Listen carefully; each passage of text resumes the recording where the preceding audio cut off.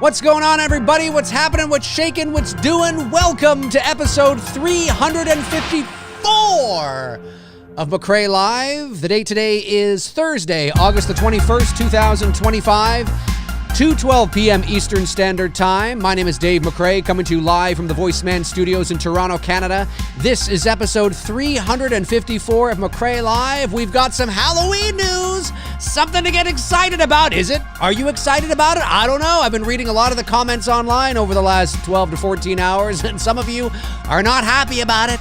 You're skeptical. You've got that side eye, that Daffy Duck side eye. This is what you... That right there, that's what a lot of you look like. That's what a lot of you look like. Oh yeah? Oh yeah? Gun media? Fuck you, gun media! Ah! Well, we'll talk about it. I don't know. Maybe you're excited, maybe you're not. Halloween the game. The official game. Halloween 1978. Michael Myers. We're going to take a look at the trailer today as well and talk about the game and, just kind of what your thoughts are. Now, I'm not a gamer. I played games, obviously, and I have played, modern games like Grand Theft Auto, NHL hockey, things like that. But I'm not a gamer. I don't own a console right now. I sold my PS4 like 2 or 3 years ago. I still haven't bought the PS5. So I'm not a gamer, so I'm still learning. I didn't know who Gun Media was. I didn't even know what an asymmetrical game was. I'm thinking like shapes, and so I had to learn all about this stuff in the world in terms of what it means with gaming, right? And so, it's been interesting. Wanted to kind of soak that up and figure all that out. Well, we're going to talk about it this afternoon, and I want to know your thoughts. If you're watching after the fact, jump into the comment section below and let me know your thoughts on Halloween the game. Of course, there's very little to go on at the moment. We don't have a lot of information, but we're going to talk about it this afternoon. 120 of you are in the chat right now. Hit that thumbs up button. If you're not subscribed, subscribe. We were at 30,000 subscribers, and then I think some people decided to say fuck you and leave, and now we're back down to 29.9. So, if you're not subscribed, consider it and subscribe, and then we can get back over 30 and continue towards, 9 million. And hit that thumbs up button as well, and, comment and all that juicy stuff after the fact if you're watching after the fact. But fascinating. Halloween, the game is here. John Carpenter is an executive producer. Malik Akkad presents...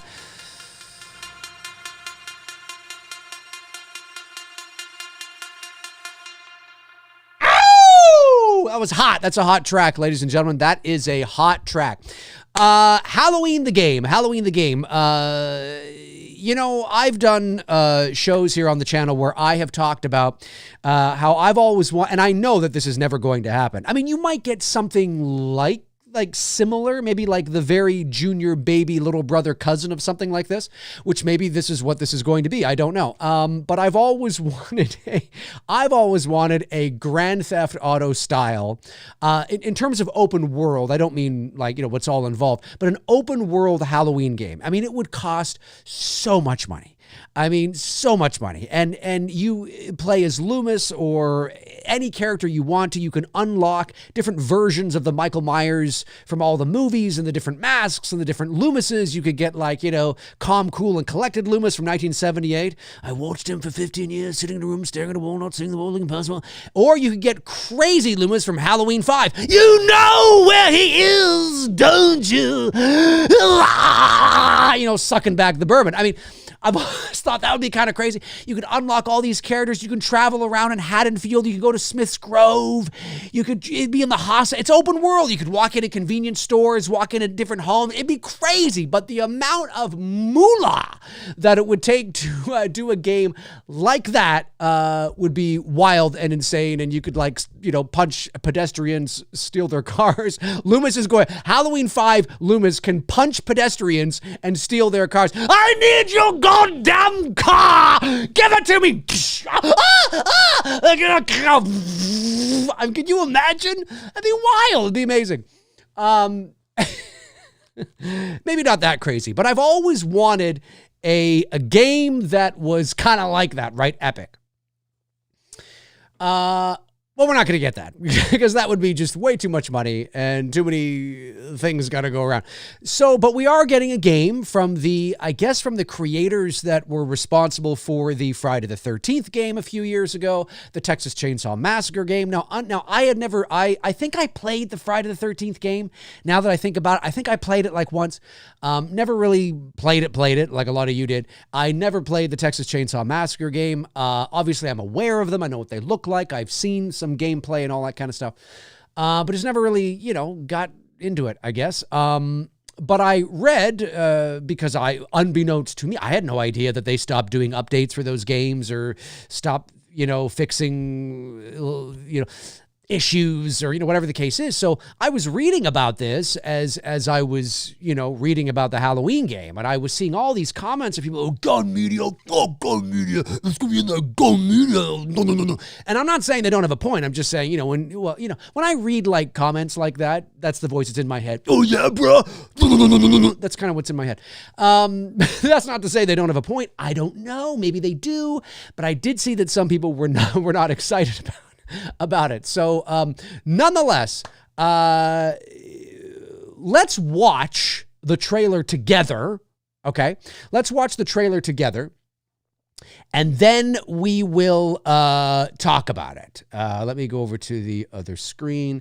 I just want to make sure this is hang on a sec here. Let me just put this into studio mode so I can get this, go to the other screen. Okay, there we go. I can bring this over like that. Hello, test. I'm still on. Okay, good. You don't need my big fat head there. So let me just move me out. Oh, hang on a sec. I've got to bring me back in order to do that. All right, 1 second. I'll put my, you know what? I'll just take me off there. We don't need me. Hang on. Maybe I can do that. 1 second. There we go. Maybe I can just take me off. One moment. Where is it, Dave? Camera. Is that one there? No, not that one. That one. No. Hang on a sec. Do I have another one? Hang on a minute. I'm trying to find. Maybe it's. Oh, no. It's got to be one of these. Oh, no, I see what it's... Okay, you know what? This is ridiculous. Let me take myself off of studio mode. There we go. And then I will just do... You know what? I will just do... Where is it now? That's very strange. That one? Yeah, there we go. That's better. Okay.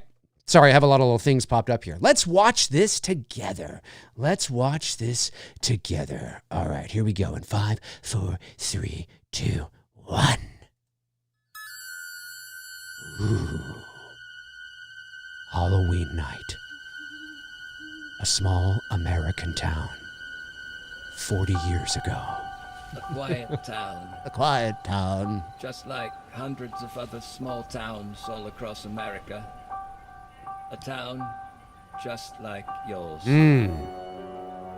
But it was here on October 31st. Now, this is not, of course, it says at the very beginning, it's not actual gameplay and, not a reflection of what it could or could not look like.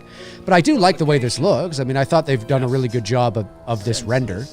I like the guy that's sort of leaning out of his living room window on his back, I think. Is that coming up or was that before? Yeah, right here. That it could be reached. I like that. Looks cool. Like, I like, the design. I mean, it looks cool. It looks like a cool game. If it looked like this, that would be cool. Perhaps not even human. There she comes over now. There she is. Run, damn it, run. Returned home. But what happened that night was only the beginning. It wasn't just a killing spree. It was a reckoning. I like when the lights go out there. That's cool. Let's cut the power. Like, all this looks good. Like, it doesn't look awful. The rendering is good. The animation's good. For this kind of a video game. And here's the moment of truth, really, because if Michael doesn't look good, the mask doesn't look good, and he does. He looks good for a game. He looks great. I'm probably going to get a copyright for that piece of music right now. Oh, what are you going to do? Well, I'm talking over it. Maybe I won't. But nonetheless, that is the little trailer for the game. And okay, I mean, cool. So, that's cool. when I watched it, I was like, yeah, this looks cool. In one day. Oh, lucky you. That's Cosplay Chris. He's not on the show, but that was the next thing that that automatically went to the next video, and he's talking about the game. Shout out to Cosplay Chris. So, it's interesting. Like watching it, I was like, yeah. I mean, I think this looks. Again, I mean, I'm like, this looks all right. The animation looks good. It says a little thing at the bottom. This is not a reflection of the game. Okay, that's fine. But if it looks like, I think what we see here in the game is at the very least what they should strive for, right? I mean, I don't think it should look any worse than this.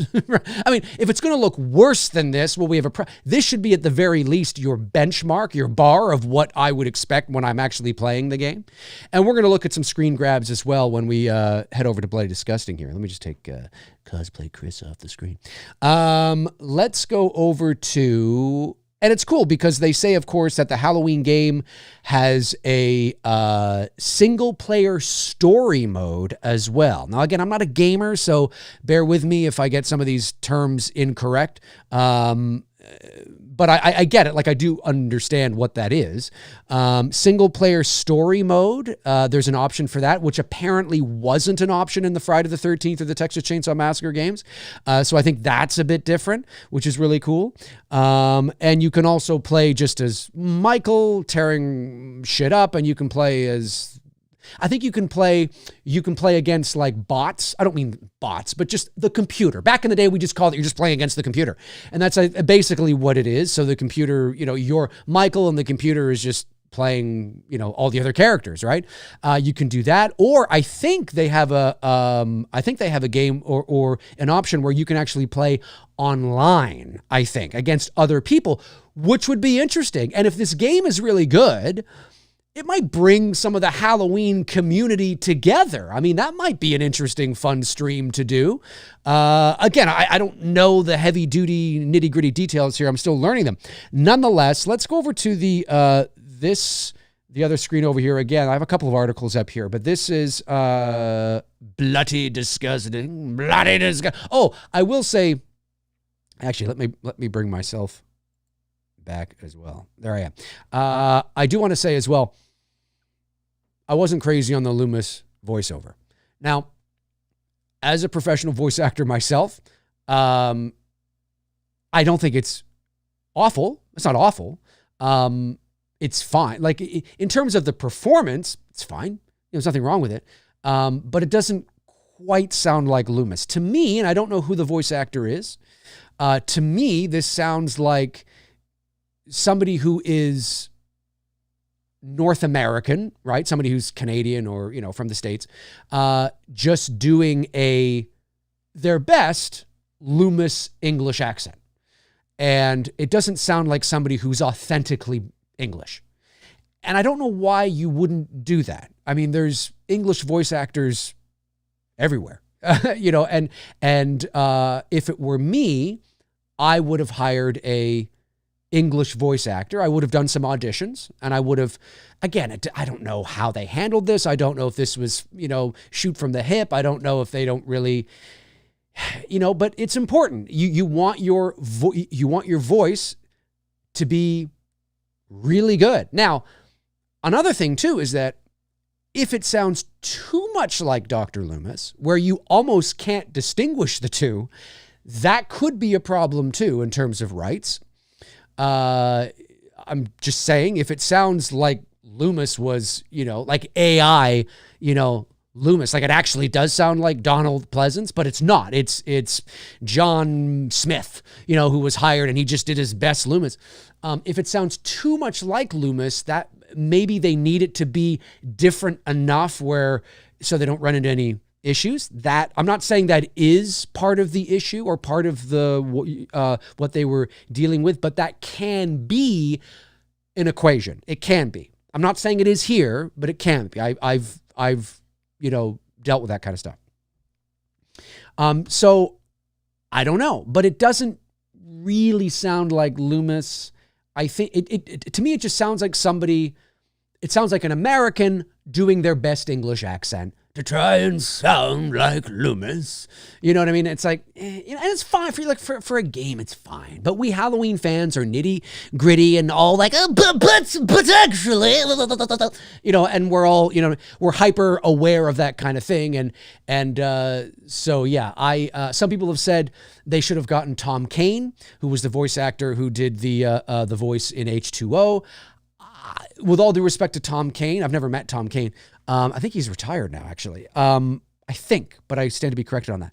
I was never crazy on his rendition either, but it was all right. I actually don't think people, although to be fair, I haven't watched the movie in a few years, so maybe I should go back and watch it before I profess this. But I was just going to say, I remember listening to the one in Halloween 18, and I didn't think it sounded that bad. I mean, it was supposed to say, I know there's that, he needs to die. But it was on like the tape recorder and the whole kind of, here we are. And I remember thinking that like, yeah, like if I could believe it, I was like, yeah, it kind of sounds like, but let me go back and watch it and see if I still feel that way. But anyways, nonetheless, I would have, if it were me, I would have probably noodled that and nurtured that part of the game a bit more. Or is this just for the trailer? Do we hear do we hear anybody speaking in the game? Or I don't know. Maybe it's just for the trailer. I don't know. Anyways, that was my only real kind of like, thing with the game. With the trailer. Nonetheless, okay, back over. So this is kind of cool for all of you that are big gamers. Halloween the game. Here's what we know about the single player story mode. So let me just scroll right down to the stuff that I have. See, there's a screen grab right there. Looks pretty cool. Looks like a game. Looks pretty cool. I like the detail. I like the way it looks, the mood, the atmosphere. It's kind of cool. Let me go here. So it says, let me bring this up so I can see it a bit bigger for myself. The website also notes the narrative for single player in Halloween takes on a new shape. Playing as oh yeah, it's all these ads. Playing as Michael Myers.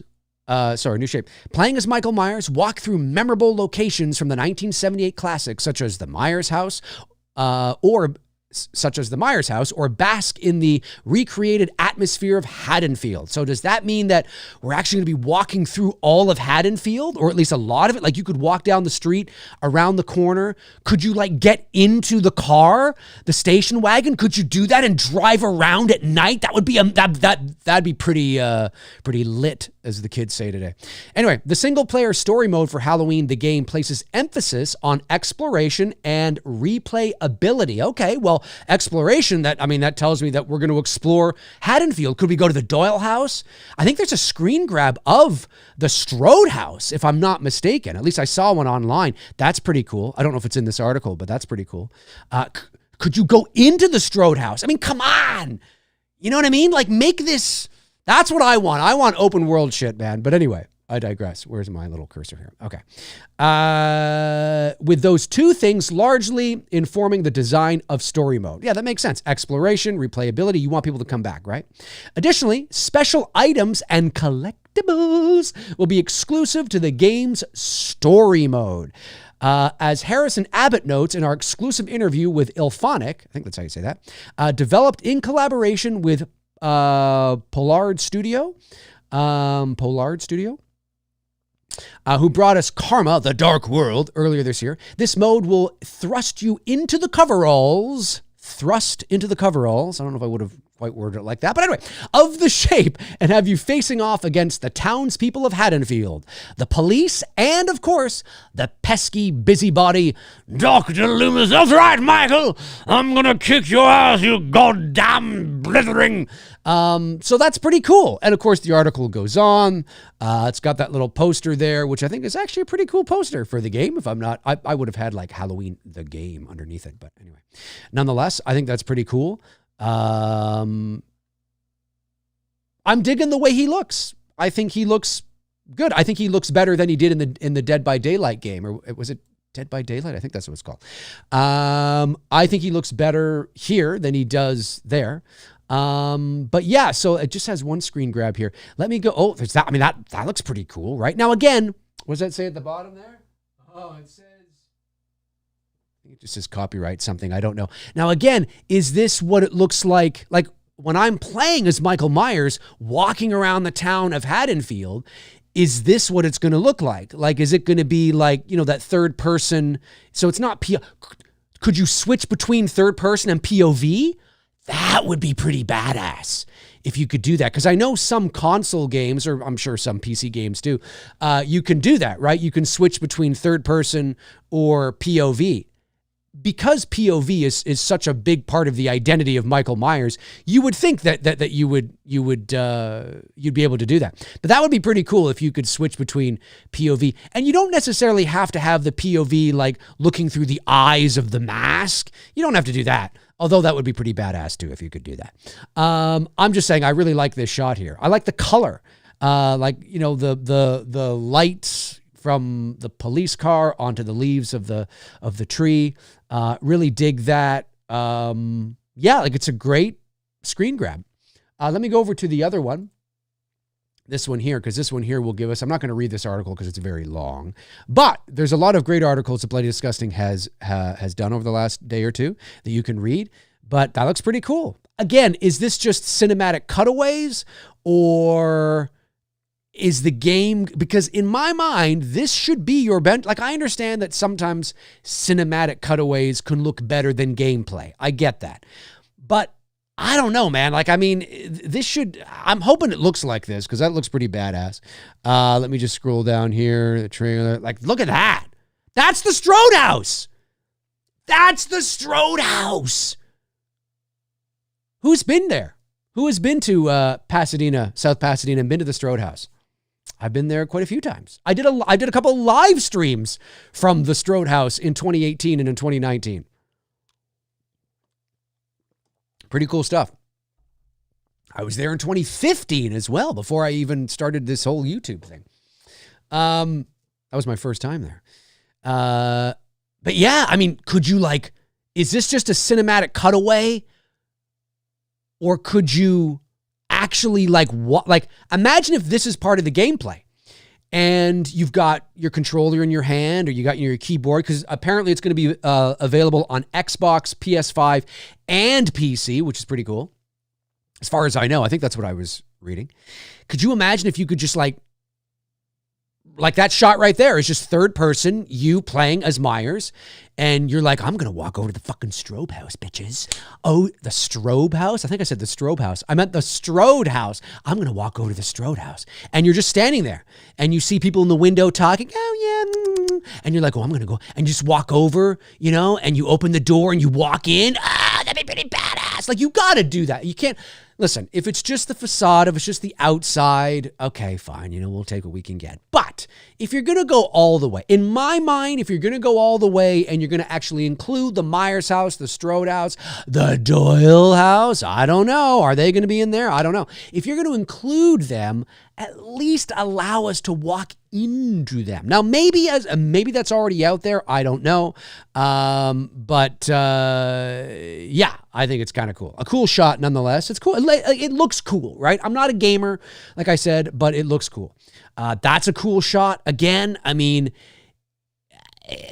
I hope the game looks like this. Like, I hope the actual gameplay looks like this. 194 of you in here.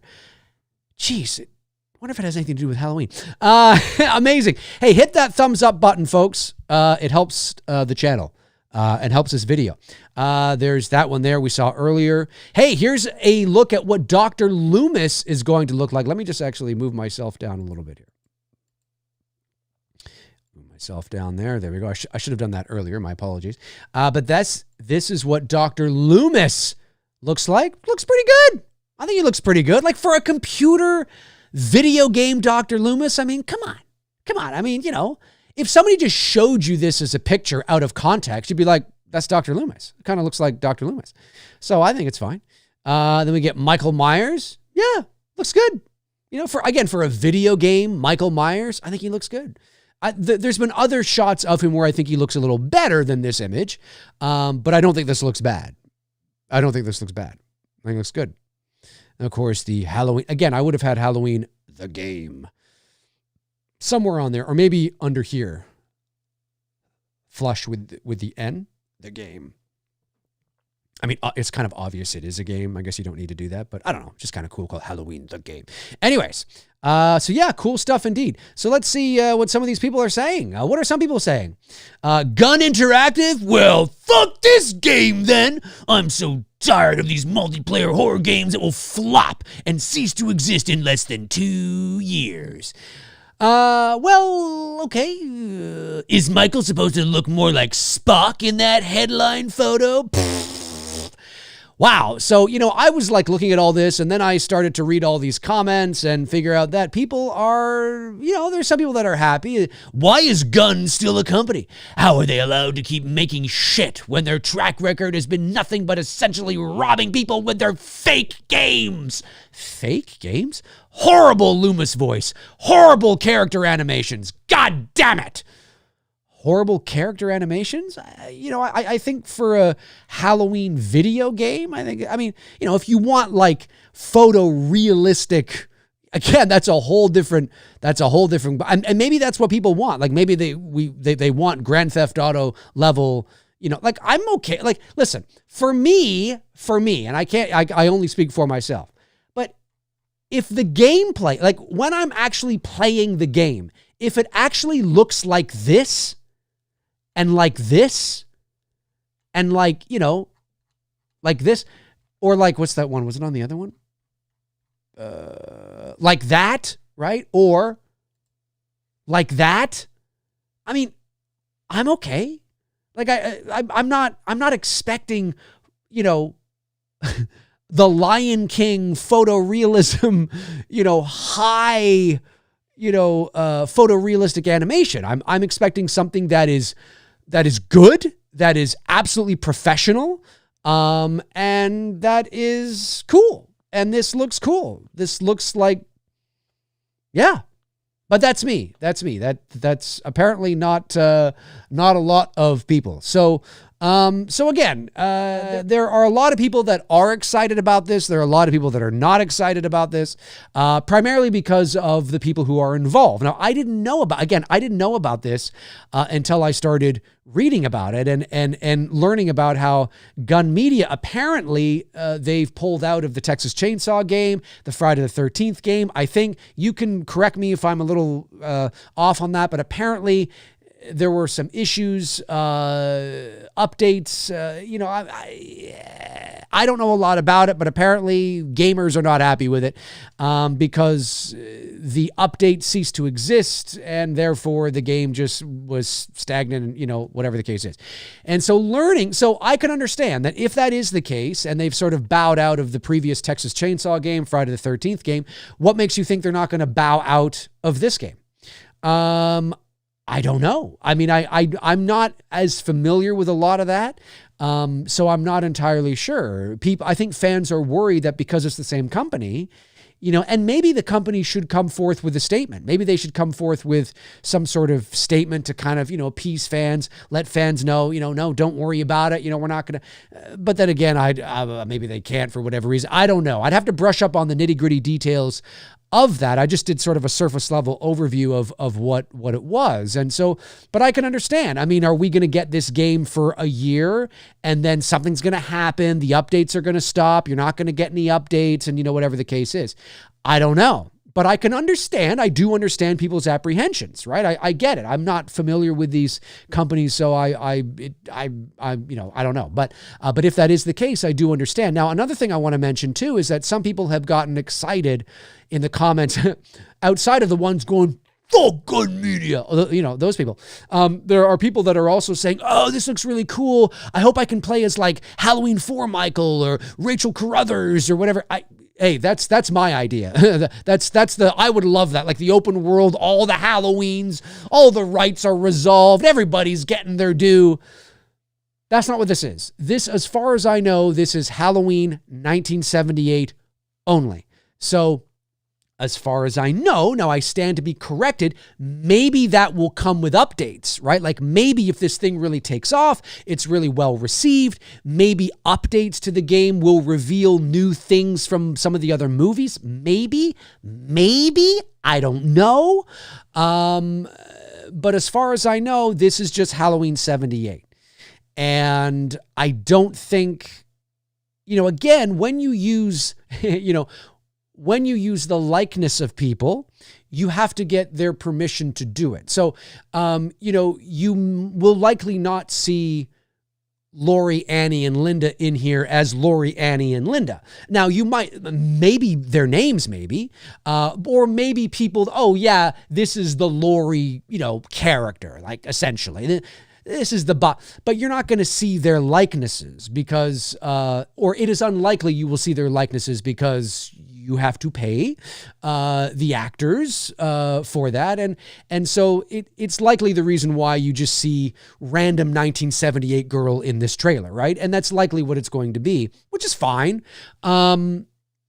But please understand that it is just that. It's 1978 Halloween. You're not going to get anything from 2 or 4 or 5 or 6 or H2O or Halloween Kills, at least to start. I mean, again, maybe they do a second video game or they just do updates, where you unlock a different story mode. Maybe while this is playing, they're working on a different story mode and it's a Halloween 2 story mode. So you can unlock the hospital. I think that would be cool. Will the hospital appear in this version? Probably not, because it's not connected to, maybe that's what I would ultimately want, is a game that is just, you can drive anywhere. You could drive in real time, maybe not real time, but you know what I mean? Real video game time, like out of town.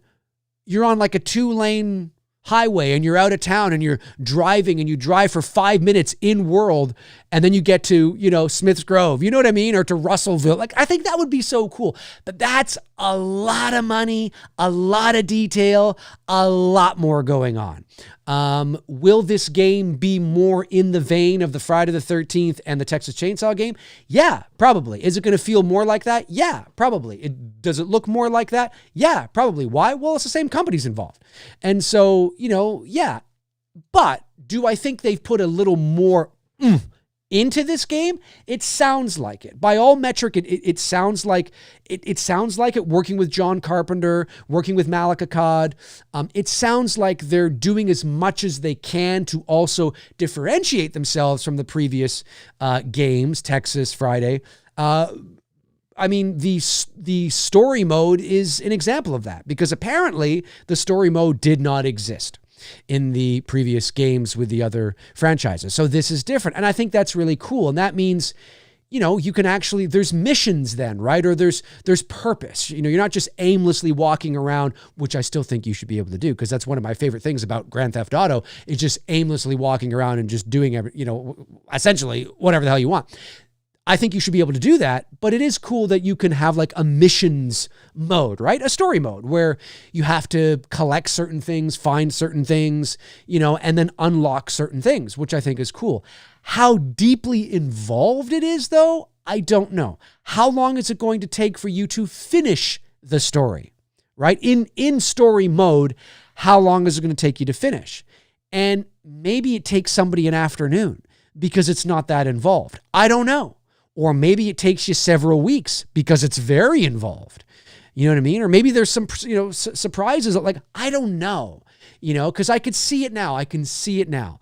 It's a story mode that's perfectly fine, but because it's not as in depth as, maybe what some of these gamers are used to playing, and they're able to finish it in an afternoon, story mode sucks. Took me like 90 minutes.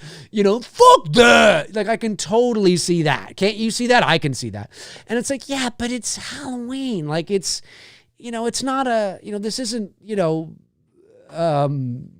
this isn't like whatever the big games are. God, I can't remember the big games. But for me, again, I speak at this from the perspective of, listen, I'm 46 years old. I grew up with the Atari and with the Nintendo and Sega Genesis and Super Nintendo and I did have a PS2 and a PS4. But I'm not a gamer. And you can be like, well, if you had all those consoles and you're not a gamer. Well, yeah.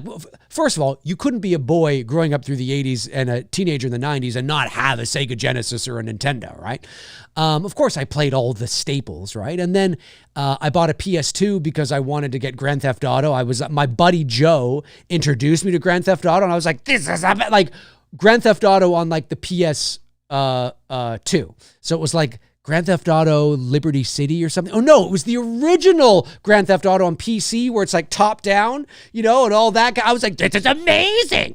And so of course I bought the PS2. I bought Grand Theft Auto Liberty City, Vice City, all these things. And then I didn't get the 3, and then I got the 4 because I wanted to get the new Grand Theft Auto 5. But I wanted to play hockey. It was NHL hockey. I'm a Canadian. I played hockey. I'm a big hockey fan. I want to get hockey. But all the other games, like people like to talk to, I'm like, I don't know what you're talking about. Like, I don't know what are these games that turn into series and shows? I've never played them.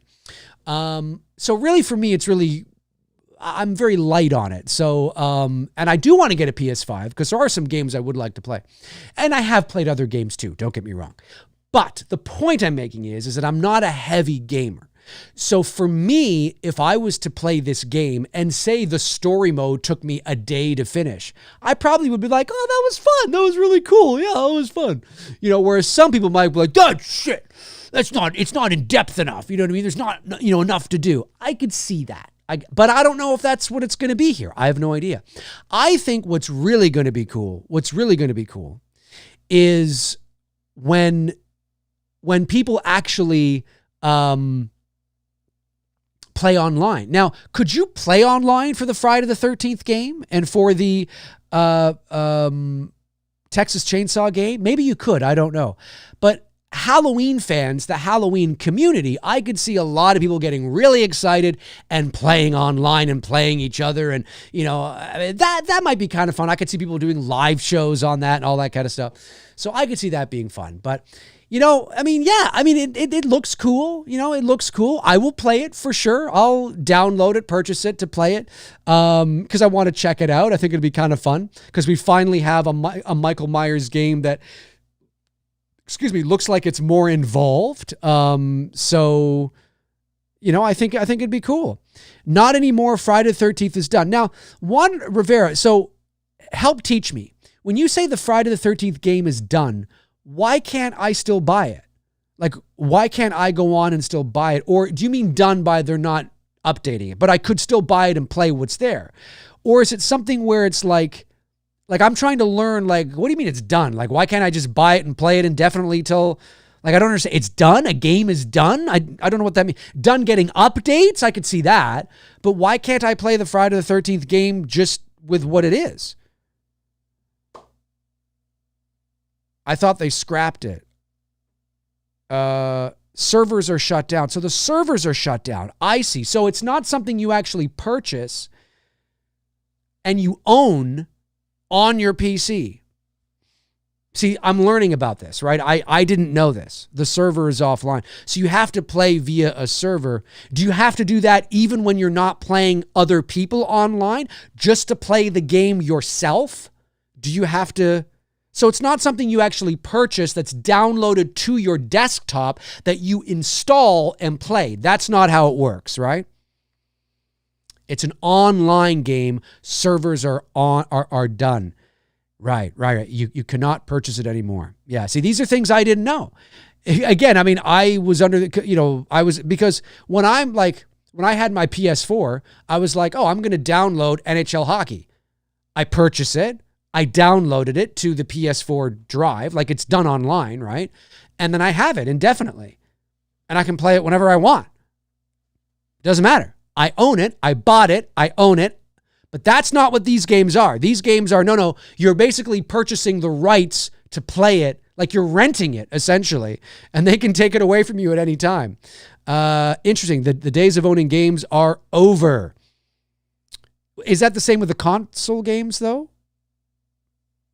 I don't know. So now, again, I can understand then why people might be a bit pissed off, might be a bit weary of this, right? Well, we don't want you to take it away. If we purchase it to play it, unless it's a subscription model, is that what it is? I don't know. Jeffrey says, nope, they can uninstall it from you anytime. I didn't know that. I thought this was like a game that you purchased that you own, but you don't. Oh, those sneaky little bastards, So I could understand then why people would be upset, right? Why people would be upset. But, maybe, yeah, I can understand that. Well, hey, I don't know if it's going to happen. I have no idea if it's going to happen. Let's hope it doesn't happen, obviously, right?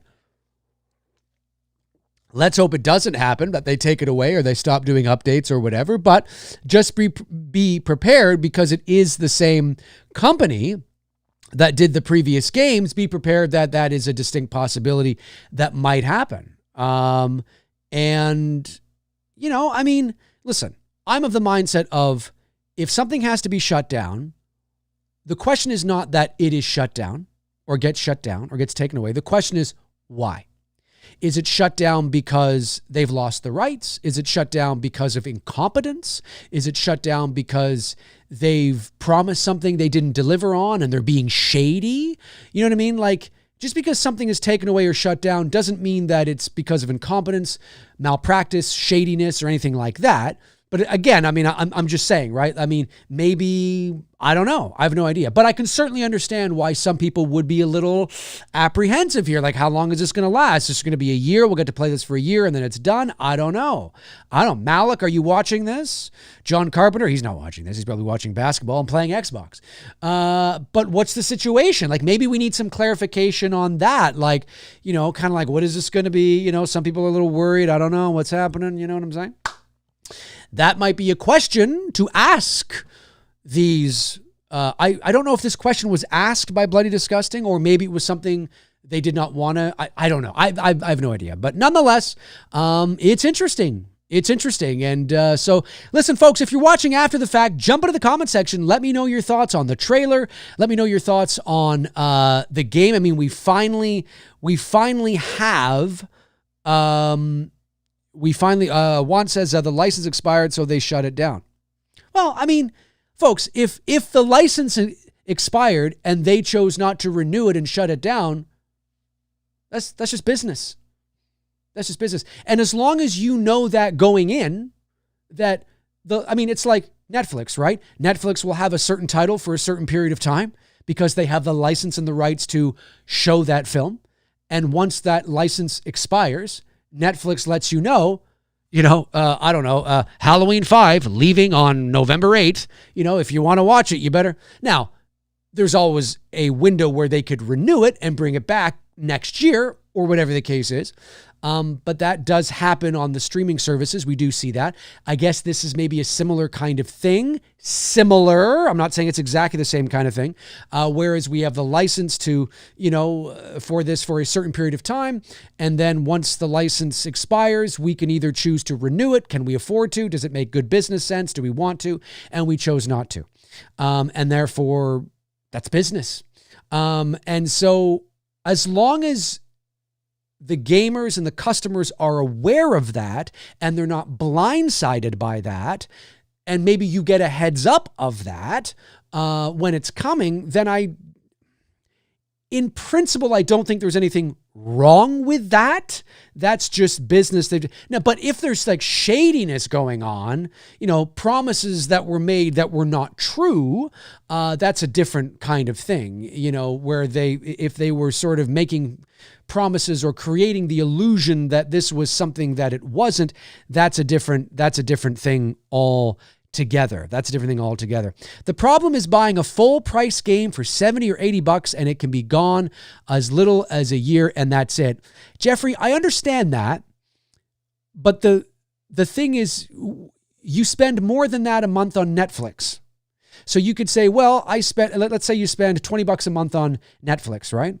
That's several $100s a year, and movies can, come and go all the time, right? And so I understand what you're saying, and I think it's because we come from the world where that was not the case, right? You would go to the store, you'd buy the game, you'd own it forever. And $70, $80 in a game is a lot. You're absolutely right.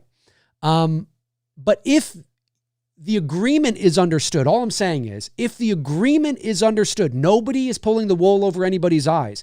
You understand going in that this could be taken away from me in a year or two, or that Gun Media, Trancas, Compass International, Malik, they're all like, hey, you know what? They have the license for 5 years. You're going to get this game for 5 years. We will potentially renegotiate in 5 years, see where we're at in 5 years. Does it make sense? You know, whatever the case is. And then, you figure it out. The only time I think that I would say it's not fair is if you didn't know that going in. But if it is understood that this is what it is, it's an online game, you're paying, $70, $80 to play it for, and if you think about it, if you play it all the time, if you're somebody that plays it all the time, 70 or $80, if you play it all the time, you work that out to how much a month, that's pretty good. If you're somebody that plays it once every 6 months, well then no, it's probably far too expensive, right? And so it all depends. But I do understand what you're saying. Like I totally get it. I just wanted to make sure, like I see all this vitriol against these companies, but I want to make sure, well, hang on a sec. Did they do anything shady or did they just decided not to renew it? And that's just, that's within their right because it's expired, and it sucks as a fan. It sucks as a gamer or as a who wants to play it. That sucks. But did they lie? Is what I'm trying to say. Did they lie from the very beginning, or did it come as a shock? Maybe it came as a shock, right? Maybe it came as a shock. And if it came as a shock to people, I didn't know that you were. So you're not. I didn't know. Well, then I think maybe it's in the best interest of these companies to say, hey, here's how long we have the rights. We have it for, the next 3 years. And so that gives you peace of mind going, you know what? So I at least know it's not going to be taken away for 3 years. So that's pretty good. And then the company says, once it's up, we'll figure it out and hopefully we can renegotiate and, keep it going. So yeah, no, it's interesting. I'm learning about how, games will operate. But all my concern is that there's no false advertising. And as long as the customer and the consumer is aware of these potentialities, it might suck, but that's business, unfortunately.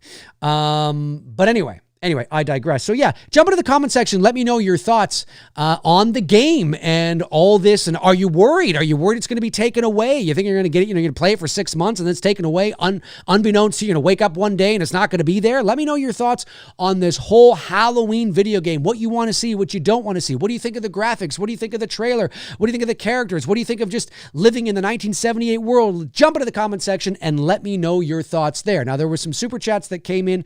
Let me get these super chats, folks. Get your super chats in now if you'd like to. The Violator 862 sends in $9.99 and says, I'm cautiously optimistic for it, but the developers are a pretty big red flag for anything they're involved with. But I am excited for single player and John Carpenter's involvement in it. Again, red flag. I need to read up on more why they're a red flag. Is it because they've made promises they don't keep, or they're just doing what other companies have done? I need to read more on that. Juan Rivera, $5, says, I really hope we can unlock different skins for Myers, the 18 mask, the Halloween 6 jumpsuit, and so on. I'm excited for this. I can't wait to buy it for the PS5. Yeah, I hope so too. I hope it go again, as far as I understand, it's just for the Halloween 1978, just for Halloween 1978, as far as I know.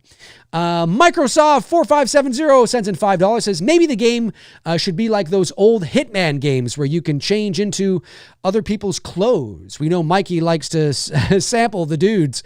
That's true. I know the games you're talking about, but I never played them. But I remember seeing them on the shelves.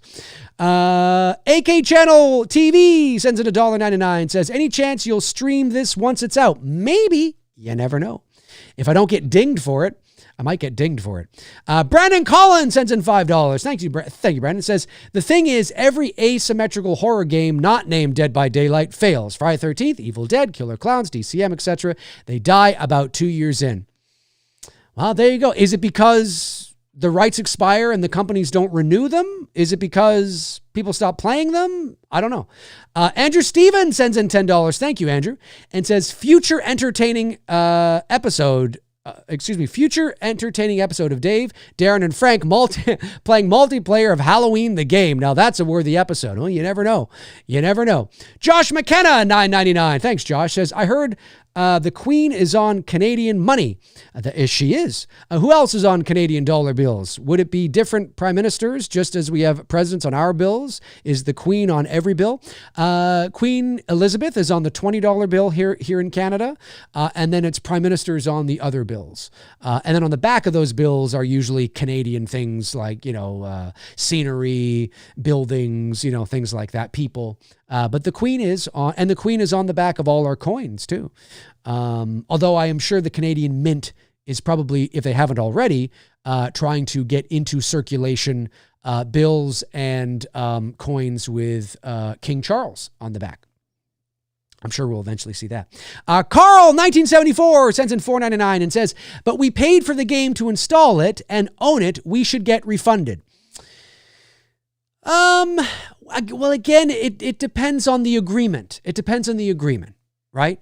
Not necessarily. Because if it's an online, I understand what you're saying.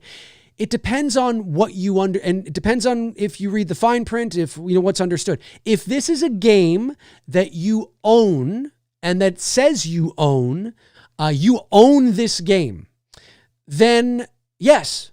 But if you're essentially leasing the game, which is basically what you're doing, like how you lease a car. You don't own a car when you lease it. I mean, you own it for all intents and purposes. You're on the ownership. For that duration, you own it. But once your lease is up, you have to give it back to the dealership because you actually don't own it. Or you can choose to turn to financing and buy it out, right? To own it.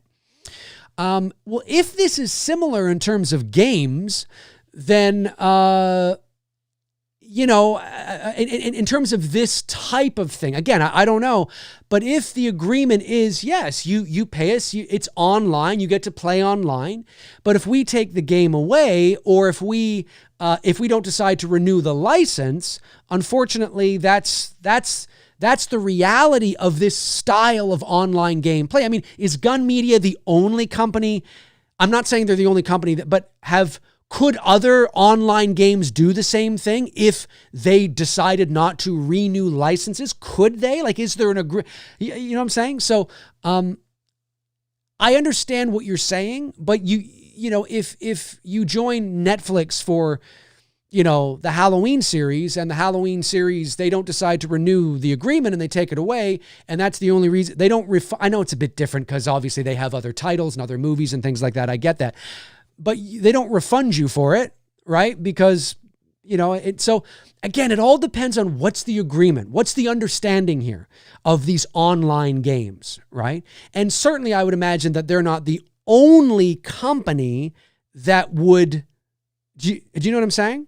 Daz 9881 says, you don't own the game, you have a license to play it. Back when all data was on the disc, this wasn't an issue. These days, the disc is just a key. So that's an important distinction that Daz has said, because he's right. You're not paying to own the game. You're paying to own a license for a certain period of time to play the game. And hopefully that is as indefinitely as possible. Right? But if the company that has the license decides not to renew that license, then unfortunately you no longer can play the game. Now, does that suck as a consumer? Yes, but as long as that understanding is there between business and customer and nobody's pulling the wool over your eyes, then unfortunately that's business. And it's in the print, it's understanding, this is what it is, this is what I'm paying for. It sucks that this company has a track record of that, yes. So that's something to be mindful of. That's something to be wary of going in when you purchase the license to play this game online. Be mindful of that going in, that maybe I'm only going to get a year out of this. Maybe I'm only going to get 2 or 3 years out of this, because I don't know what's going to happen between Gun Media, the other companies, Compass International, Malik Akkad, and I don't know what they're going to do, right? That's a question for Malik. That's a question for Gun Media. That's a question that I would propose to these companies. I don't know if Bloody Disgusting or anybody else who's doing these interviews have, or they have and they refuse not to answer it, not because of anything shady, but just because, right now they want to be able to get maybe a press release together. Maybe there's going to be something a bit more formal about that. I don't know. Or maybe they don't feel they have to acknowledge it because there's should be an understanding that we're not doing anything wrong. Yes, maybe after 2 or 3 years, we've done that with these other games, and that sucks. We understand that, but we're not doing anything illegal. These companies, these video game companies and these, I mean, they all have lawyers and teams that, look, they're not doing anything illegal, right? They didn't say you own it. They say, here, it's online. You come in, you play the game. It sucks as a consumer. Fuck, that sucks. Yeah, they decided not to renew it, so now we don't get updates. Now we can't play the game anymore, and I paid $75 for it. You paid $75 to play the game online. It's a subscription. It's basically what it is for all intents and purposes. And so I think that's important to remember that. Again, you don't own the game. You don't. You own, you have rented it essentially, right? And yes, it costs $70 or $80.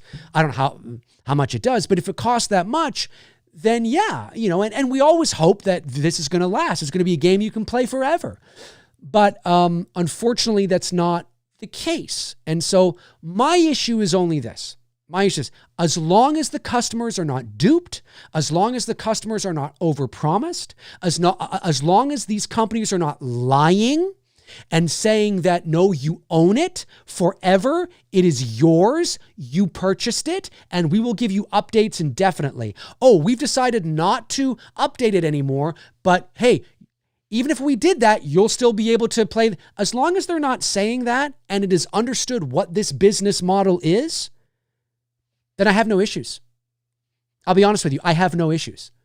I think what it comes down to, not everybody, okay, but I think there might be a certain section of the fandom that doesn't realize that don't realize the business model this is, and so they spend the $70, $80, whatever it is, and they think they own the game. And then when it goes away, they go, well, hang on a sec, I paid for it, I don't understand, because they don't understand.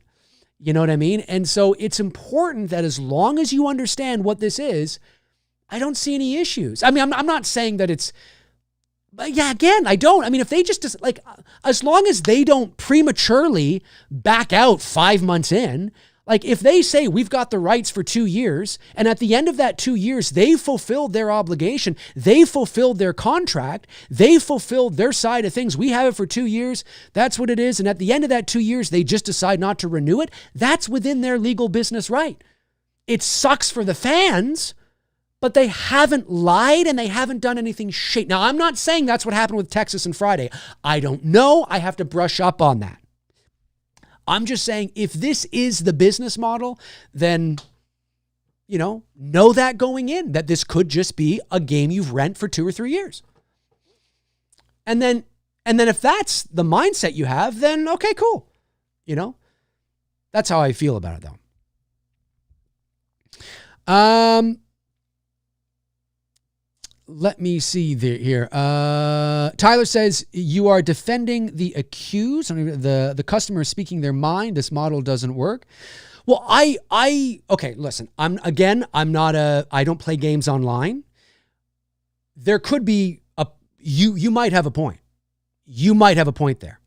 It's important that what I'm coming from is I'm not defending the model. I'm simply saying that if the customer knows what the model is going in, and then at the end of that, they decide to not renew, then there's nothing that can be done here. I'm not saying that's the correct way to go. I'm not saying that is the right thing to do. I'm just saying that if we want to be upset about the business model, that's different. That's different, right? And that's totally understandable. What I'm saying is that if you pay for the game and after the end of 2 years, the game ends, we can't be demanding a refund. I mean, we understand what the business model is, right? So yeah, Juan says, yeah, Dave's not a gamer, so he really doesn't understand what we are going through with this new generation of gaming. And that's true. And that's true. And if that is something that is happening, okay, so here's the thing, to be fair. If that is something that's happening with a lot of games across the board, like my understanding is it's happening with these few games. If this is the business model they're turning to for every game, I mean every game on PC and every single video game you rent or buy, every game they can just take away from you, well, that's different. That's different. And yes, that's a business model I think that should be looked at. And I can understand how that would be incredibly frustrating and annoying. 100%. 100%. And so the business model, yeah, I can understand how that would be frustrating. All I'm saying is that if we understand what the agreement is, we can't be requesting a refund at the end of it. That's what I'm saying, because you went in understanding it. That's all I'm saying. But that's separate from needing to change this model. Like, we need to change this, right? You know what I mean? Because I agree. I absolutely agree with that, which is why I still collect physical media. So I do agree with that one 100%. If it's everything, if it's everything across the board, and if it's Xbox games and PC games and PS5 games and just every game now you don't own, yeah, and they could just take it away from you like that. Yeah, that's a bit concerning, I will say, because if you're a hardcore gamer, I can understand how incredibly frustrating that would be for you. 100%.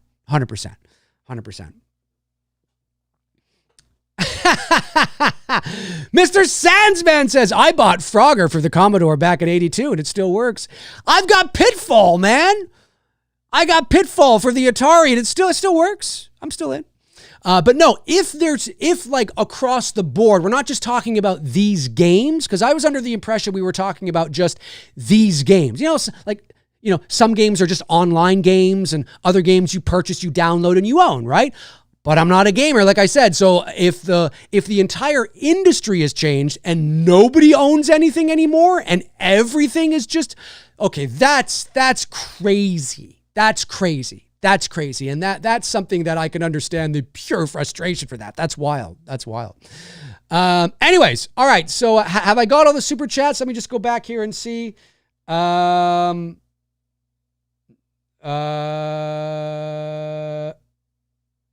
me see here.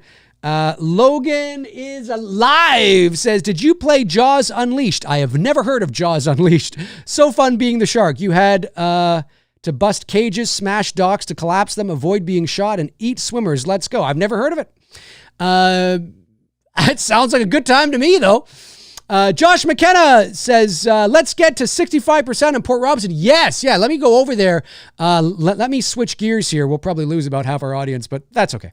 But folks, hey, if you're watching live or after the fact, jump into the comment section and let me know your thoughts on the video game. Like I've said, anything I've talked about here today, your frustrations for the video game business model, like this new model that so many of you gamers are pissed off about. Let me know your thoughts down below about that as well. But of course, about the Halloween game, what you're hoping you're seeing, what you'd want to see. What do you think of the trailer? What do you think of the characters? What do you think of how Michael looks? Let me know your thoughts, folks. Let me know your thoughts. I would really like to know in the comments section below. Let's jump over to the other screen and see where we are at with the campaign. The goal today with the campaign, the development funds campaign for the house on Port Robinson Road, folks, is to get this campaign to 65% today. That's the goal. I want to get to 65% today.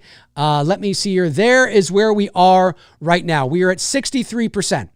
How do we get to 65% today, folks? It's this thing. That thing right there. That thing right there. If you want to watch Halloween Kills with me and Rob Zombie's Halloween 2 with me on Halloween night, Friday, October 31st, 2025, 8 p.m. Eastern Standard Time. Let me do the other one. The other one's better. It's got, here we go. Eastern Standard Time, right here on this YouTube channel. Even if you can't make it because you're trick-or-treating or you've got, something you're going to, you can still purchase the perk and watch it after the fact because you will have the link. It's limited to 100 people. There's only about 46 spots left or whatever it is. We're going to get crazy. I'm going to dress up. You'll be in the chat room. We're going to be eating Halloween candy and munching on stuff. It's going to be a lot of fun. If you want to get in on that, I would really, really appreciate it, folks. If 6 people, just 6 people, there's over 160 of you in the chat right now. If 6 of you, just 6 of you, picked up that perk today on the campaign, we would be at 65%. We'd be at 13,000. Again, you will see prices in Canadian dollars. It's a lot less for you in the US, even less for you in the UK. There's only 24 days left. That will change to 23 days in just a couple of hours. So we basically have 3 weeks left in the campaign, folks. My goal is to get this to 65% by the end of the show today, by 70% by the end of the weekend, if possible. I don't know if it's possible, but that's the goal. I would really love to do it. This, of course, is the Development Funds campaign for the house on Port Robinson Road, an original psychological horror drama with supernatural elements, written and directed by me, by yours truly. Let me get my little, hang on a second here. There we go. There I am. Written and directed by me. I am in development on this. So again, these funds don't go to the actual production budget. They go to developing the movie past the script stage, which is where it's at now.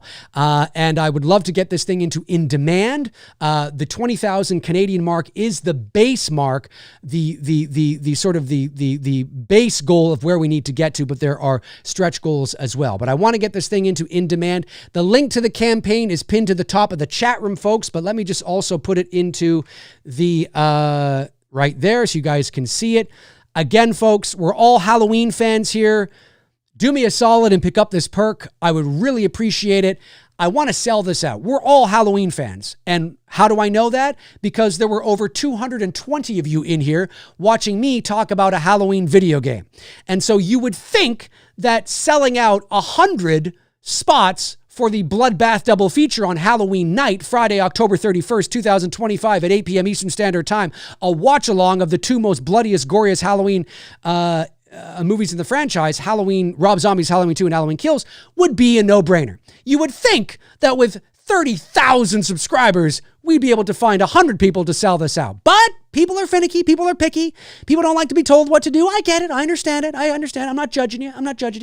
But I would love to sell this out. And if we sold just 6 of those today, there's still 144 people are leaving. People are like, oh, I'm leaving. It would be awesome to get this thing to 13,000 today. There are also other perks on the campaign as well. Social media shout out. Concept poster number 1. Concept poster number 2. Looking pretty badass. Concept poster number 3. That's pretty badass. You can also get a t-shirt. You can get this t-shirt with the original house, the house that the movie is based on. You can get that in there. This is inspired. This film is inspired by true events from my second year of college 25 years ago. You can get that poster signed. You can get that poster signed. You can get that poster signed. And there's the Bloodbath double feature right there. 53 out of 100 people. That means there's only 47 spots left, folks. Only 47 spots left. The mystery envelope. That would be a really good one. The mystery envelope. Hell, you can save 20% and pick up all 3. Signed, save 20% and pick up all 3. There's the Port Robinson Road novelty street sign. That's a lot of fun. Again, these prices are in Canadian dollars. A lot cheaper for you in the US, folks. And then, of course, there are the November Files tiers. The November Files, the November Files Plus, the November Files Platinum, and the November Files Legacy. These are the different tiers that talk about the story behind the story that inspired the film that I am in development on. The November Files, this is tier number 1. 135 Canadian, a lot cheaper for you in the US, even cheaper for you in the UK. You will get a video link, and this isn't just like a 30-second video, folks. This is involved. A video link with a tour of the real photographs taken during the many visits to the house on Port Robinson Road, narrated by me. You'll also get an 11 by 17 concept poster, number 2, and a social media shout out. Then there's the November Files Plus. You get everything in the November Files plus November Files Plus. Plus you get a video tour of the audio. And I don't just mean the Don't EVP. I mean the audio. The crazy audio from the house on Port Robinson Road in video file format, narrated by me with commentary and anecdotes and insight into each audio clip that you will hear. You also get a 11 by 17 concept poster number 2, of course, as well. Then there is the November Files Platinum. This you get everything in the November Files and the November Files Plus. Plus, you also get the video footage, the real video footage from the house on Port Robinson Road. You get a private link to a video tour featuring rare clips from the real house itself, with commentary by me, including a walkthrough of the house in the dead of winter at night alongside a fellow group member of mine who recalls seeing a little girl dancing. You get actual footage from the real house on Port Robinson Road. The house burned to the ground in February of 2002. It's been gone for nearly 23 years, but you will get to see the real house that this is inspired by. There's also the legacy tier, $9.50 Canadian. That's a lot cheaper for you in the States, even cheaper for you in the UK. This is the legacy tier. You get everything in the previous November File tiers. Well, actually, you get everything on the campaign. You get every single thing on the campaign in this tier, but you also get your name digitally etched on my official website, DaveMcRaeOfficial.com. There will be a page there where you get your name there indefinitely forever on the House on Port Robinson Road page. It's not there yet, but it will be. And you also get a private link to a live stream of me and some of my fellow friends that I went to college with, and we're going to be talking about the real experience about the house on Port Robinson Road. There's an open Q&A as well. You'll get to ask questions, all that kind of stuff. That is also part of the legacy tier, and that's a real photograph right there of some of us walking up to the house on Port Robinson Road. That was taken 25 years ago. So there's a lot. If you are into ghost hunting and ghost adventures and the paranormal and all this stuff that exists now that didn't exist when this real story happened in November of the year 2000. But if you are into this kind of stuff, then you're going to want to get in on one of these November Files perks, because, this is stuff that is like, today, this kind of stuff today is so overblown and it's so sensationalized and it's so crazy. And all these ghost hunting shows and ghost paranormal YouTube channels that are just, they're just bullshitting you for the sake of entertainment and things like that. Well, if you want to see an OG kind of thing, this could be right up your alley. This is 8mm video camera footage. This is, photographs shot on film. This is analog cassette tape recorder audio recordings. This is OG stuff from almost 25 years ago now. Longer ago than some of my younger viewers have been alive. So very cool. I am busting open the archives and I am finally letting out some of the stuff that we captured at the house on Port Robinson Road. So again, a lot of wonderful tiers here. No Blu-rays, no producer perks, because again, for those of you that may not know and wondering where those are, this is a development funds campaign. So the funds raised on this campaign do not go to the actual production budget of the movie. They go towards things like concept art, hiring a line producer, bringing on a legal team, all that kind of stuff, all the things we need to do in the development phase. It is unlikely that I will crowdfund the production budget for the house on Port Robinson Road. Maybe a portion of it, perhaps, but this is a major motion picture that will likely cost at the very least several $1 million to make. So it is unlikely I will crowdfund this. But every indie filmmaker will tell you, having money for development funds to develop continue to develop it, bring on other people, of course, is incredibly important. And that's what these funds are for. So I would love to get to 65% tonight, folks. Today, I'm usually on at night. It would mean the world to me if we could get that thing to 13,000. Again, that is only 6 people picking up that Bloodbath double feature perk. Would be awesome to get to. Oh, we've gone up. I love seeing it. We've gone up. Look at that. We're at 64% now. We're just $103 away. Just $103 away from 13,000 and from 65%. I love it. I will go over and see who that was. And also a reminder again, I shouldn't have to say this, but I do say this because it's important. I had somebody who, just after the last show, refunded their donation. And again, I say this with all due respect. Don't do that. And what I mean by that is, if you cannot, and it wasn't a lot of money, so it tells me that they probably shouldn't have been donating anyway. And so, listen, you come first. Your life, your bills, your family, your children, your situation, whatever you got going on, it comes first. And no matter how excited you are and no matter how much you want to help, I really appreciate it. That is amazing. That is awesome. And I love that kind of passion. But if you can't afford to donate, please do not donate. And the reason is because I can't have, it's very important that we continue this momentum for the algorithms on Indiegogo to help get it out there so more people see it. And also, we don't want to be at the cusp of being in demand, and then at the 11th hour, somebody refunds something, and all of a sudden, our campaign doesn't get into in demand, right? And so what in demand is, folks, is that if you reach your goal before the deadline, then the campaign ends, but you can continue to raise funds further. That happened with Billy, chapter 2. We reached our goal, right? And we were able to raise some extra funds, which was amazing because when Olivia bowed out, we had to spend some extra funds to kind of, re-coordinate a few things, right?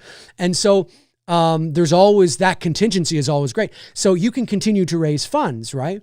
And so it's always important that the campaign reaches that in demand. And the last thing you want is to have to, now your campaign ends, you can't raise more money for stretch goals or anything. So now you have to create a whole new campaign.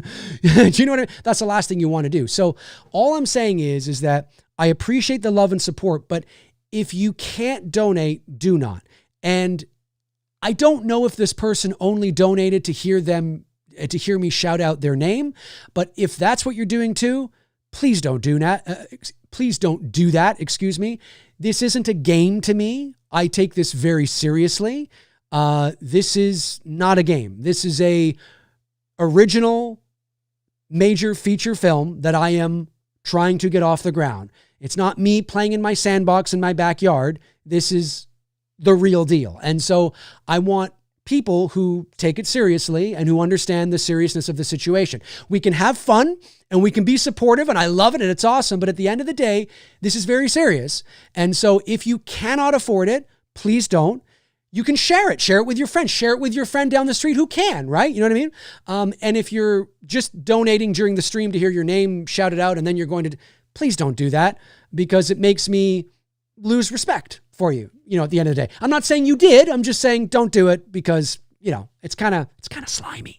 Anyway, I just want to get that out there. I love you guys. You guys are amazing, but please leave it for the people who can donate.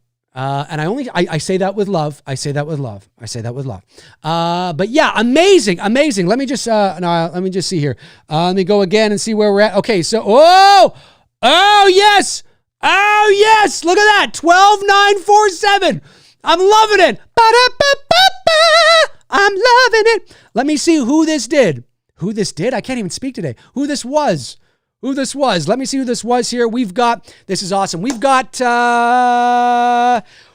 Josh McKenna coming in with a $10 donation. Thank you, Josh. Amazing. We've got Andrew Rawlinson coming in with a $50 donation. Amazing. Thank you, Andrew. We've got Brandon Collins, one of our great mods, coming in with the Bloodbath double feature. Thank you, Brandon. Really appreciate that. Great to see you there. We've got Tyler Adams coming in with a Bloodbath double feature. We've got Bucky Buttermaker. I love it. Bucky Buttermaker. I don't know. Is that your real name? If it is, I think that's amazing. Bucky Buttermaker coming in with a Bloodbath double feature. And Will Michael coming in with a Bloodbath double feature. Thank you so much, guys. I really appreciate that. It's going to be a lot of fun to see you there in the chat. Have some Halloween candy, watching Rob Zombie's Halloween 2. This is going to be a lot of fun. I mean, I might have to eat like tons of Halloween shit to just get through it. I don't know. But it's going to be a lot of fun, guys. It's going to be a lot of fun. Thank you. Amazing. Yeah. My goal for today was to get to 65% because that's a good spot going into the week. Hey, listen, if we can get further along, that I'm not saying let's just get to 65% while I'm on, but that was the base of where I wanted to get. And then hopefully we can get to 70% by the end of the weekend. Do you know what I mean? That would be awesome. Because it feels like, oh, we still have like 24 days. It goes by quick. Some of you are probably like, wow, 24 days left. That's it. Wasn't it at like 50 the other day? It goes by quick. But the really good news is that we have been at, each week we've been very consistent. I can't speak today. Very consistent with our momentum, which I'm very happy about and very excited about. So, so my goal is basically 10% a week is what I'm trying to do, which is roughly 2,000 Canadian dollars a week. And we've been doing it. Like we've been doing it. And so, but we're almost there, man. We're almost there. For those of you that might not know as well, let me just kind of move this over here. So again, the base goal is 20,000, right?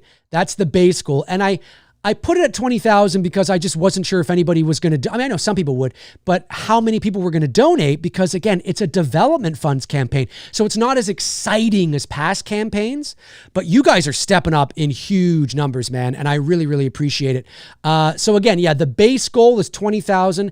And then we have 2 stretch goals of 30,000 and 60,000. Now, again, those are not, I don't think we're going to get to 60,000, even if we hit in demand, but maybe we will, right? See, the thing is, if we can get the campaign into in demand, then we can't. I mean, maybe it'll take the next year to do that, but that's okay, because that money that funnels in is great, because it will go towards the continued development for the film, which is fantastic, right? But even if we don't, even if we just hit 30, which is 22 US, that's great too, right? So it's always good to have those stretch goals, but to have a base.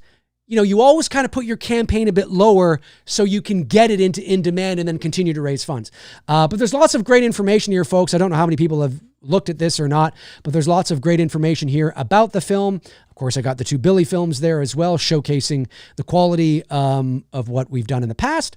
And of course, that poster number. Oh, I got to put the other poster on there as well.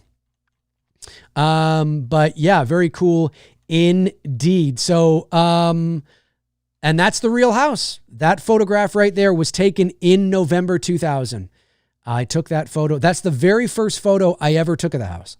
And so whenever you see that, whether it's on the t-shirt or on a poster or in promotional material, it is the real house. I had some people think it was clip art or just something I found online. And I'm like, no. I mean, I've manipulated it in Photoshop in terms of colors, contrast, sometimes I make it look like a drawing or a painting or, whatever. But whenever you see it, that's the house. It's pretty cool. And then, of course, we have little synopsis there, which is really cool that you can read. And then, of course, one of my favorite concept posters there. And very cool indeed. So, folks, amazing. Let me just move this back over here like this. Oh, hang on a sec. Oh, no, what happened? Let me do, wait. Let me do that. Review. Oh, why are you doing that? Let me do that and that. There we go. I think you would go back. Oh, you kind of, hang on a sec here. Let me do this and do this. Kind of got messed up, but I think you guys can kind of see it there. Thing got messed up a little bit where I had it. There we go. That's not bad. Let me just see. I know a super chat came in. Let me just get this super chat. A couple of them came in. Hang on a sec. Carl 1974 says, it didn't say rent or lease. It said buy now. Then after I bought it, it says you own it, but still going to buy Halloween. Yeah, that's something they need to be a little more transparent about. You know what I mean? It sounds like they're playing the semantics game. You know what I'm saying? So I think it is something they need to be a little more transparent about. But then they're probably worried that if they were too transparent about it, nobody would buy it. Right? But I get what you're saying. Will Michael 6900 says, when do I get paid? When do I get paid? Excited to help support the development of something you have poured your heart into for years. Man, that's awesome. Thanks, buddy. Similarly, I just completed my first short film titled The Static Room, out 9/26. Very cool. The Static Room. Is it going up on, is this something you're putting out for free? Is it going to be for rent on Prime or something? The Static Room, very cool, man. Very cool. I wish you the best of luck with it, man. I wish you the best of luck with it. See, now William knows all about development. I mean, if he's a filmmaker, he knows, oh yeah. I mean, you need money for development, folks. And so, especially when it's, a major feature film, right? And so, and again, some people have asked, you're only raising 20,000. Is that all you need? The short answer is no. The longer answer is no, I need far more than 20,000 Canadian, but I just didn't know how this campaign was going to relate to people, right? Because the Billy campaign was those were different. Those were production budget campaigns. We had a cast, we had a crew, it was to raise money to actually make the film. This is very different. This is like before pre-production. It's the very early stages of development. So there is a script. The script for The House on Port Robinson Road is done. I'm very proud of it. I've had people in the industry read it. They really like it. There is a lookbook. If you're, part of the filmmaking world, you know what a lookbook is. And I'm very happy with it, very proud of it. I'm tinkering it, here and there, but it looks good, very solid. Those things are in really, really good shape. That doesn't mean that things won't, tweak here or there as we move forward. But as of where we are right now, very happy with where we are. Things look in really, really good shape. But we're still in the development stage. And so, like I've said many times, bringing on a line producer to go through it, to figure out how much is this thing going to cost, continue to polish the pitch package, all that kind of stuff. And to really get it in a position where when we do meet with investors, when we do meet with production companies or studios or whoever is in the meeting with us, for a potential investment into this, project, we are in a really, really good spot. We know how much this is going to cost. We're able to answer all the questions that are put forth, right? And so that takes money, and part of that, of course, is the legal fees, bringing on a legal team. I do have a entertainment lawyer and of course, but to make sure all our ducks in a row and everything, that of course costs money as well. And so, there's a lot that goes into developing a film. I mean, I've said this before, but sometimes when, a studio purchases the rights to a book, right? Well, that purchase is, for all intents and purposes, that money spent on purchasing the rights to a book is part of development money, because their intention is to develop it into a film.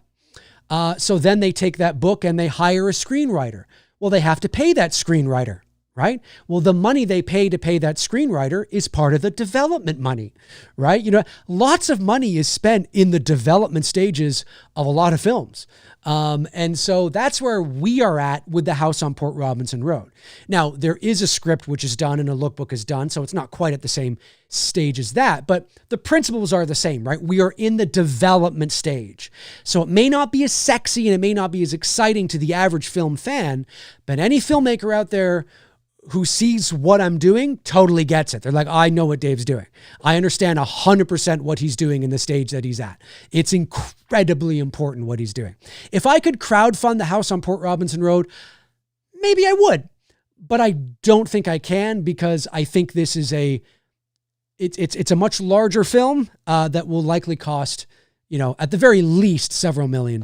And so, it's one of those things that is not likely to be successfully crowdfunded. But raising some money for development is absolutely totally appropriate, and leaning on the community and you guys and wanting to see it happen is amazing. And you guys know that I follow through. I mean, you look at the Billy films we did that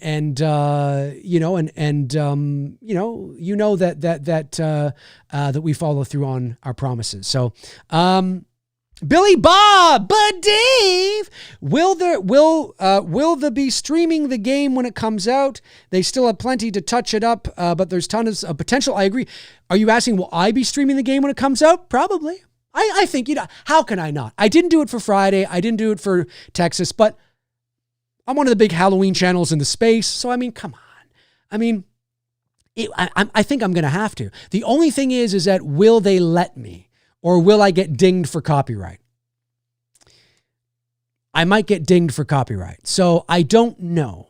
That's a question that I would propose to Malik. I'd say, a lot of Halloween fans would love to dive in and stream this live and it builds community. It also shows the game, and it's also free advertising for the game. Would you allow them to do that? Or would you be like, would suddenly in the middle of streaming live, all of a sudden the stream goes down because you're streaming copyright?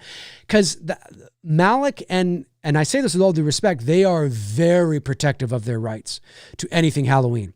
I mean, there have been Halloween fan films that have been sent cease and desist and been taken down, but films that you would never mistaken for the real thing. You know what I mean? In terms of their production value. So I don't know. I'd love to do it, but I don't know if it's going to happen. I'm not entirely sure. We'll have to see. We did it. Look at that, folks. We did it. You guys are awesome. We hit 65%. That is amazing. $13,032, 159 backers. Let me just see who that was. That feels like maybe a donation and one purchase or something. I'm not sure. Maybe it was a couple of donations. It was 3 donations. You guys are awesome.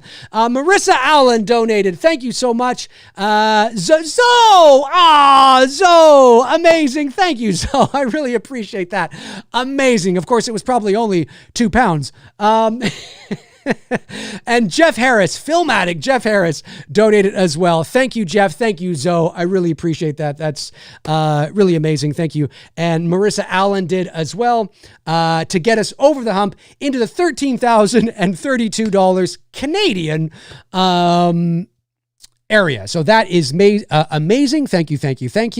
I really appreciate that. Let me go back to that's great. I wanted to be at 65% by the end of today. And so now, folks, if you're watching live, there's still 154 people in here. I'm actually quite impressed. I will say, my goal now is to get to 70% by the end of the weekend. So by this Sunday, 70% would be amazing. So now that's another $2,000 Canadian. Seems like a lot. But if a bunch of you all decided to purchase the Bloodbath double feature, right? That's like what, an extra 20 people, I think? My math in my head may be off, but there's still 20 spots left. Actually, let me go see how many spots are exactly left. The Bloodbath double feature, we're trying to get to 100. There's 57. So there's 43 spots left. There's 43 spots left in the Bloodbath double feature happening on Friday, October 31st, 2025, 8 p.m. Eastern Standard Time. If it's too late for you, if it's too early for you, you're taking the kids trick-or-treating, you're going to a Halloween party, whatever the case is, if it's too early or too late, or you got something going on and you still want to purchase it because you'd love to see it and be a part of it, even if it's after the fact, you can, because you will get a link. You will get a link in your email to the show, which you will be able to watch later that night, the next morning, the next Saturday, whatever the case is. So don't let you not being available for the live show be a deterrent from purchasing the perk. If that's the only reason why you wouldn't. If you have absolutely no interest and you're like, Dave, F off, I don't care about your silly live show, well, then that's okay. Okay, fine. All right, fine. That's okay. Fine. Feelings mutual. But if you would purchase it, but the only reason why you're not is because you're not going to be available for the live show, well, don't let that deter you, because you will still have the link. You'll still have the link, so you'll still be able to watch it. And it's going to be a fun show. I mean, you'll get to see me dressed up in a funky Halloween thing. It's going to be a lot of fun. I'm not dressing up as Michael Myers. I'm going to dress up as hodgepodge of stuff. Who knows? I'll have clown hair and I don't know. I'll dress up as something crazy. It'll be a lot of fun. And bring your Halloween candy as well. So yeah, I promote this heavily only because I figure, hey, it's a Halloween channel. We're a Halloween community. We should be able to sell that out, you would think, but you never know. And you have 23 days left to do it. I know it says 24 at the moment, but that's going to change over to 23 very soon. The link to the Indiegogo campaign, folks, by the way, in case you didn't know, is pinned to the top of the chat. It is pinned to the top of the chat, but there's other great perks. Like that poster is awesome. I think I still have that poster here on my thing here. Is it this one? Oh yeah. Hey, this is really cool. If you want to pick up all 3 posters, signed. I will sign each one. It's 11 by 17. I will sign each one. These posters are awesome. And each one of these posters is communicating a different layer to the story of the house on Port Robinson Road, which is very cool. And so if you want to pick up these three come in a combo pack, a 3-pack.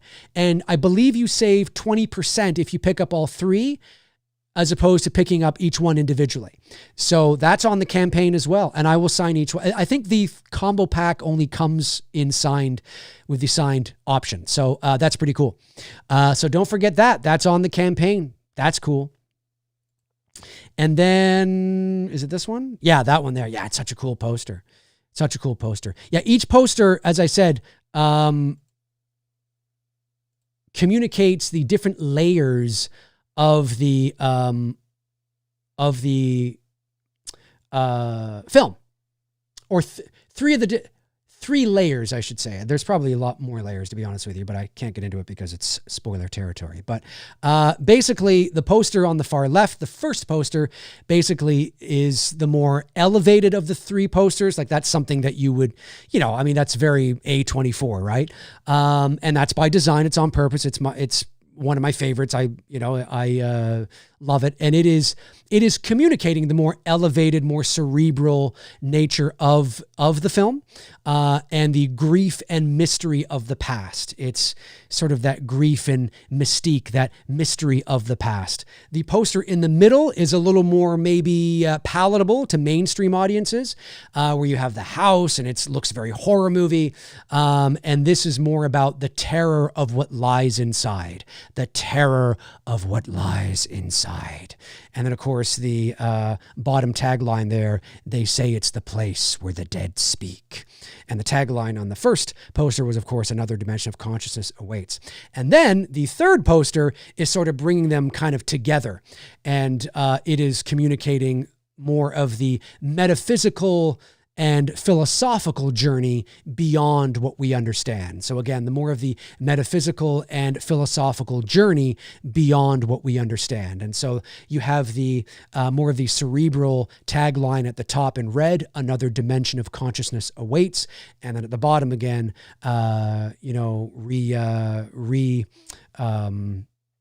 affirming, I guess I should say, reaffirming that other tagline, they say it's the place where the dead speak. And so again, these posters, I mean, I know I made these posters, so obviously I'm going to think they're cool, but there is a 3-pack combo on there, and you can pick them up and you save 20% than if you pick them up all three. So how much time we got? I'll go a few minutes longer. Let me bring this up here. And I need a swig of my water. Holy cow. So 13,057 folks. We're sitting at 65%. Don't forget to keep it going. You have 24 days left, but you really don't, because that's going to change over to 23 days left in about another hour, maybe less than another hour. So again, everything that you can do to help support the Development Funds campaign, I would greatly appreciate. You guys are amazing. Thank you, thank you, thank you. Let me see here. Evil Alex says, I hope Port Robinson is set in 90s or early 2000 like the actual story. I don't want to see teens with smartphones running around. Love a good period piece, but it's your gig. How you do it. Well, have you been paying attention? Have you read the synopsis? Let's go over and read the synopsis. This will answer your question for you. I've read the synopsis many times. I posted about it, but maybe some people forget. I will tell you that there are a few different timelines in the film, different eras in the film, but it is primarily set in what the synopsis says here. In a small, peaceful town in November 2000, a group of local college friends explore an abandoned 19th century farmhouse after hearing rumors of paranormal activity. During their first visit on a gloomy, windy autumn day, the house appears to be nothing more than a dilapidated structure cloaked in unsettling silence. But when they return under the cover of night during a violent thunderstorm, a terrifying event unfolds, one that leaves them shaken, bewildered, and desperate for answers. On their next visit, the mystery deepens and the disturbing events escalate. With each revelation, the enigma grows. On their next visit, the mystery deepens and the disturbing events escalate. With each revelation, the enigma grows, sparking philosophical debates among the friends. What begins as a search for answers soon becomes a transformative quest. One that pulls them beyond the boundaries of reality and into another dimension of consciousness. Now, they must uncover what really happened inside the house on Port Robinson Road before the truth is lost forever. So, yes, the vast majority of the film takes place in November 2000. And one of the things I'll say and you likely get that from this synopsis. And sorry for the fumbling over my words there. I've been talking all day, actually, because I was doing a bunch of voiceover work before this. So I've been talking nonstop, and I think my voice muscles are getting tired. One of the things that is very cool about this, that I think, in case you don't know, that I will just say, for those that are still watching, this is not a found footage movie. So this is not a found footage film. This is a much larger picture, much larger film than just kids scooping out an abandoned house. I think because it's inspired by true events, and because I did let a certain, or I did do a show on talking about the Don't EVP, the famous Don't EVP. I think some people might think this is just a very small kind of film about these kids that go to this.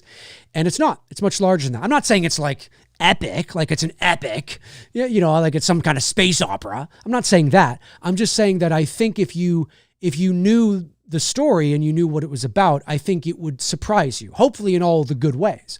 But it's not just about kids that go to a house and pick up a Don't EVP. The Don't EVP is a part of it. It's a part of it, but it's much bigger than just that. And so, but one thing it's definitely not is found footage. And I think people have mistakenly, I think some people think that because it's about, ghost hunting, I put that in quotes because it's really not about that. But I think people think that. And so because they've grown up with all these YouTube paranormal shows and ghost hunting shows, and all of those shows are, through the sort of found footage lens, right? I think they think, oh, that's what this is going to be. And it's like, no, that's not what this is going to be. It is a regular cinematic narrative. But yeah, so again, I'm very excited about it, folks. Obviously, I'm talking about it a lot here on the shows that I do, because obviously I'm in crowdfunding mode. So I appreciate your patience. I know not everybody cares and not everybody tunes in for that, and some people will check out when I start talking about it, and I understand that. I do. But it's just to get through the next 3 weeks here. We got to get this into in demand. And then I will be talking less about it in terms of the crowdfunding portion, obviously. But I appreciate your patience. I appreciate each and every one of you who have donated to the campaign, who believe in this project, and who have stepped up at this stage. It means a lot to me. This is development. There is no film at the end of this. At the end of this campaign, right? This is a development stage to be able to get us into a position where we can get the financing to make the movie. And that's one of the most important stages ever. So the fact that you guys have stepped up in the ways you are, and you're continuing to step up in the ways that you are, means a lot to me. And I know I've said it before, but I just got to say that. Thank you, thank you, thank you. You're helping this to become a reality. So it's greatly appreciated. It means a lot. Let me see. Let me just double check one last check on the campaign. See here, we're probably going to stick there. It's probably where we're going to be. Yeah, it's probably where we're going to be for today. But folks, just as a reminder, let's see if we can get the campaign to 70% by the end of the weekend. That would be amazing, folks. You don't have to wait for me to do a live show. I would prefer if you didn't. wait for me to do a live show because we have to keep that momentum up. And so if you're thinking about it, if you're like, hey, I got extra $30, I'm going to put it towards the campaign, or if you've been waiting to get in on it, you've been waiting to pick up the Bloodbath double feature, you've been waiting to pick up, the poster or the sign or one of the November Files perks, now's the time to do it. Now's the time to do it. I haven't missed any other super chats, right? No super chats, no... I don't think I have. All right, folks, listen. That is going to do it for me here on this episode of McRae Live. I really appreciate you all tuning in. I appreciate the super chats that came in. I appreciate, was there a member chat that came in? I can't remember. I appreciate the contributions to the campaign today. Thank you so much. We've hit 65%. Let's get to 70% by the end of the weekend. That would be amazing. But thank you for tuning in. I really appreciate it. If you're watching after the fact, jump into the comment section. Let me know your thoughts on anything I had to say here today. But more specifically, of course, the main topic that we talked about for, I think, the first hour or so, video games. If you're a gamer, tell me about the frustrations. Tell me about how dog shit this renting game, they had them taking game. Talk to me about that. I want to know. But also talk to me about the Halloween video game. What do you like about it? What you don't like about it? Talk to me about it. What do you think? Is this going to be good, or is it only going to be good if they don't take it away after 2 years? Or, are you a bit apprehensive, or do you like what you see? I mean, it's not a reflection of the final product yet, but do you like what you see? Are you optimistic? Tell me what you want in there and what you hope they do. Jump into the comment section. Let me know your thoughts down below, folks, about Halloween the game. It's pretty cool. All right, guys, have a great rest of your Thursday. Have a great rest of your Thursday. And yeah, if you're not subscribed, subscribe to the channel, folks. I never say that. I never ask. But hey, and that one's free. That one is free. The Bloodbath double feature, you gotta, shell out, some shekels, but subscribing is free, and so is that thumb up button. All right, folks, I'll talk to you later. Have a great rest of your Thursday. My name is Dave McRae. In the meantime and in between time, I will talk to you soon. Cheers.